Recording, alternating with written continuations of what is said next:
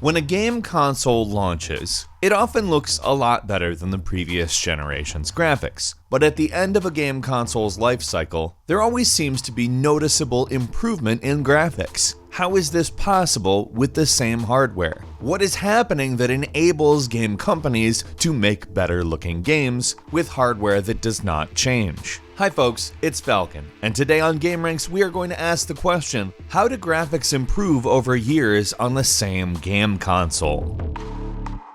So what does hardware mean? Well, in the world of electronics and computers, it means the physical parts or components of a computer. Items that are assembled in a factory, chipboards that are designed and mass printed, graphics cards, sound cards, motherboards, things that can't be changed. And usually for a game console, these things are proprietary, so they're even more unchangeable. They are a static thing, a fact of life for a game console. The hardware of a game console does not evolve, it does not change, it cannot change. The closest to change it can possibly do is if the game console overheats regularly and damages the components internally. And you wouldn't really call that a change so much as a malfunction. Now, if we're talking about consoles from the 1980s and 90s, we're talking about consoles that are not connected to the internet at any scale. But since the internet has been introduced to game consoles and for the most part have an always-on connection if they really want it, for instance, you can download a game on your PS4 while the thing is in sleep mode, just as it can download patches for your games and system software updates. Now, system software ranges from the operating system to the firmware. Now, firmware is basically the BIOS. If you're not familiar with that, it's very, very, very low-level,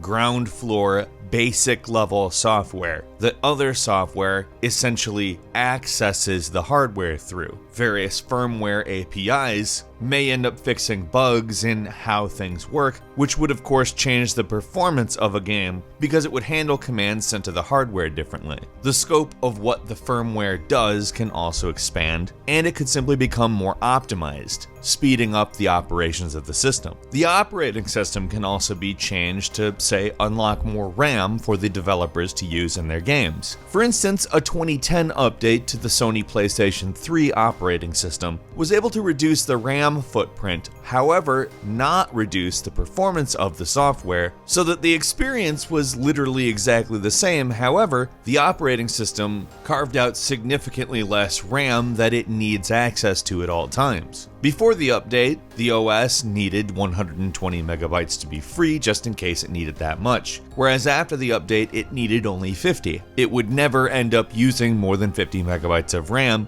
and although the user doesn't notice this and has no idea anything has changed, it does provide a means for developers to use a little bit more RAM. Now, this can be taken advantage of in a game that's being developed, or even, in theory, a patch could be implemented that just improves performance a little bit, or allows slightly bigger textures somewhere. Stuff that's most likely barely perceivable, but is possible. The thing you're going to see most of, though, is newer games taking advantage of the newer specs. RAM is important in both textures and therefore any effects that use textures transparently or dynamic lighting, and RAM can allow for better looking versions of that.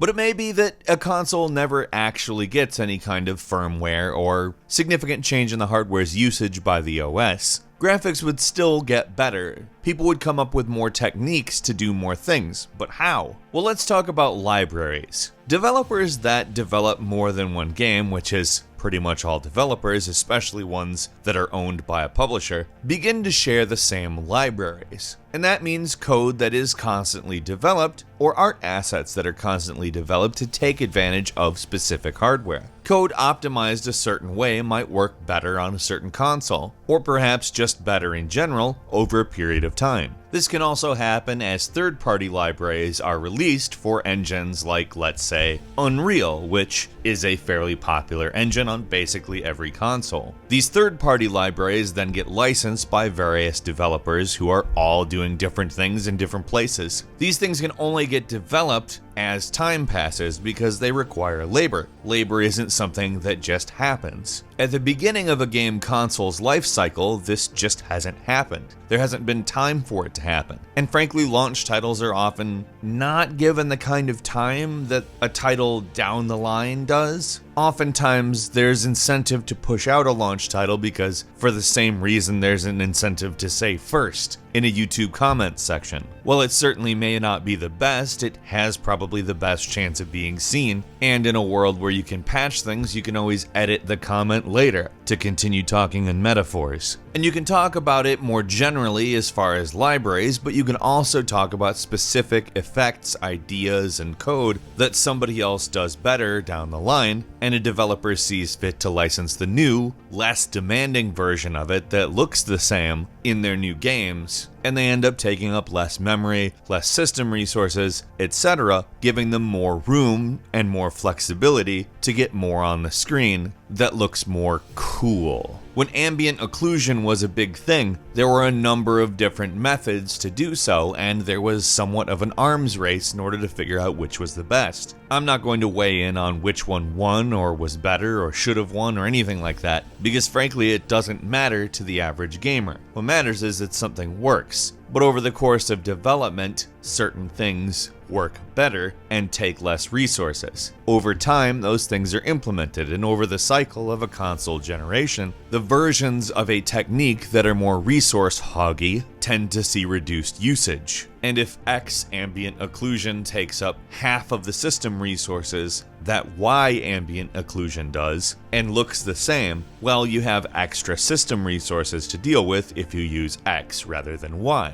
X came after Y, so X can replace Y. Meanwhile, more can be jammed into those resources. And that's ultimately what the development process is all about, essentially attempting to find a balance between a ton of different, unique pieces of code that all have to work together in a certain way, and especially on a console within certain limits that you cannot change. And by the end of a console cycle, things are much more optimized, there are more libraries, both internally and third-party, firmware has been updated, system OS software has been trimmed, and ultimately things are just more optimized. This leaves more room to do better work. Now, that's not even to talk about artistic style either. Let's say a brand new company publishes a game as a launch title on a console, and by the end of the system cycle are putting out games that look much better but may not technically actually be that much better. It may just be due to the fact that they've gotten better at their style. This is a much more abstract thing that you can't measure as well, but it's definitely noticeable. Like, you can even go back to Sega Genesis. The late Sega Genesis games were just significantly better looking than the early ones. And the Genesis didn't have the ability to update firmware. Yes, the Super Nintendo and the Sega Genesis had the ability to have accelerator chips embedded in their cartridges, but that didn't mean this month Nintendo can randomly say, hey, we totally changed the RAM requirements thanks to a system update we're pushing now. So ultimately, there are a lot of different reasons why, but they aren't that hard to understand once you break them down. What are your favorite late cycle console games, and do they have significantly better graphics than the early cycle ones? What a hyper-specific question for me to ask you. You should answer in the comment section. If you enjoyed this video, please click the like button. And if you haven't subscribed, now would be a great time to do so. We upload brand new videos every day of the week, and the best way to see them first is, of course, a subscription. As always, we thank you very much for watching this video. I'm Falcon. You can follow me on Twitter at FalconTheHero, and we'll see you next time right here on GameRanx.